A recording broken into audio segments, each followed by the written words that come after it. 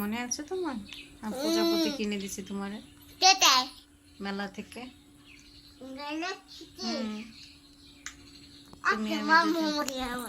তুমি আমি দুজনে গেলাম না মেলায়, মনে আছে? মুড়ি নিয়ে যাবো না? মোড়ও তো নিয়ে গেছি, তোমারও নিয়ে গেছি, তুমি আমি মৌ দিদি। বড্ড বড্ড বড্ড বড্ড বড্ড চিনিস তো? হ্যাঁ হ্যাঁ, বড্ড বড্ড পান্ডা কিনলে না? পান্ডা মনে আছে? বড্ড বড্ড চিনতো?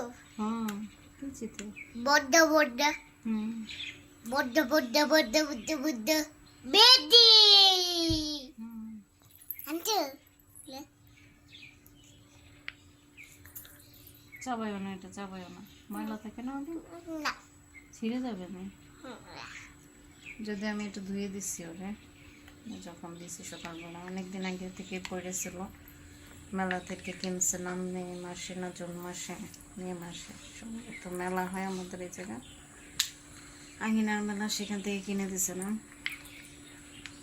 তো আজকে আবার বের করছে। অনেকদিন মানে বাচ্চাদের একটা খেলনার প্রতি বেশি দিন আগ্রহ থাকে না, অল্প দিন থাকে, এরপর আবার রেখে দেয়, আবার অনেক দিন পরে ওই খেলনাটার প্রতি আগ্রহ জন্মায়। তো আমি ওই জন্য সব খেলনা রেখে দিই, ফালাই না কোনো কিছু।